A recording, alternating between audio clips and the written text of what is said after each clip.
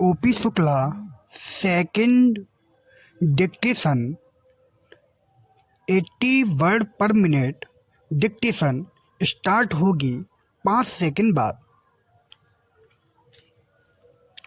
अंग्रेजी को राष्ट्रभाषाओं की सूची में सम्मिलित करने के लिए जो सुझाव सदन के सामने आया है, उसका विरोध हम इसलिए नहीं कर रहे हैं कि हमें किसी भाषा से दुश्मनी है। हम यदि अंग्रेजी भाषा के आधार पर विद्वान बने हैं तो यही कहकर कि हम उसी के द्वारा बने रह सकते हैं। हिंदी को पीछे रखना उचित नहीं है। यह भ्रम सारे देश में फैलाया जा रहा है कि हिंदी से हमारी प्रगति नहीं हो सकती है।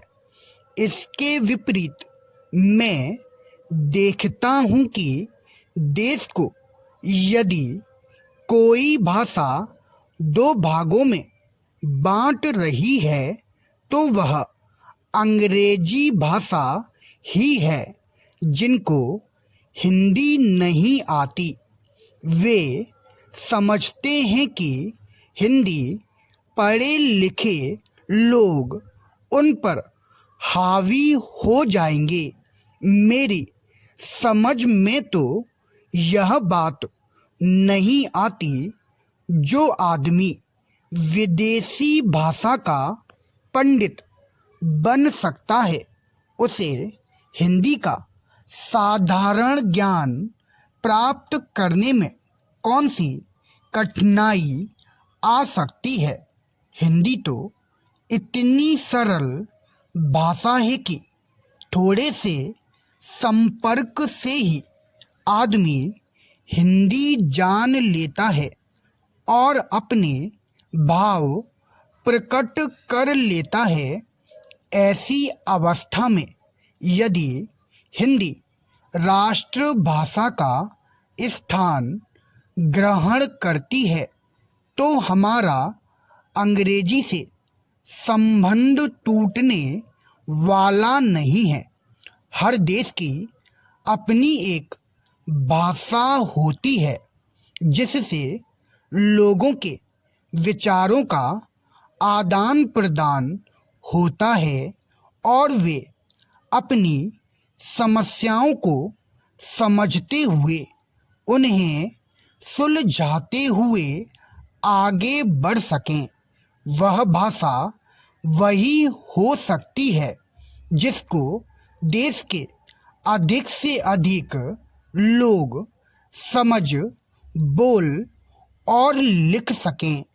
इस देश में केवल हिंदी को ही ऐसा स्थान प्राप्त है।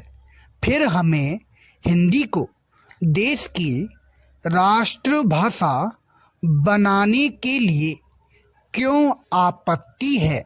यदि हम इस प्रस्ताव को, जो कि हमारे सामने पेश है, स्वीकार करते हैं तो मेरा यह निश्चित मत है कि जिस दास्तां के बंधन से हम निकलने की कोशिश कर रहे हैं उससे हम नहीं निकल पाएंगे। अंत में मेरा माननीय सदस्यों से निवेदन है कि वे केवल अपनी पार्टी की आज्ञा को न देखें बल्कि अपनी बुद्धि से काम लें और इस प्रस्ताव का विरोध करें। यदि यह प्रस्ताव पास हो जाता है, जो कि बाद में कानून बनने वाला है, तो वह आज़ादी जो हमने 200 सालों के बाद प्राप्त की है, उसके फलने फूलने में बाधा आ सकती है। मैं सदस्य महोदय से भी प्रार्थना करूंगा कि वह अपना प्रस्ताव वापस ले लें।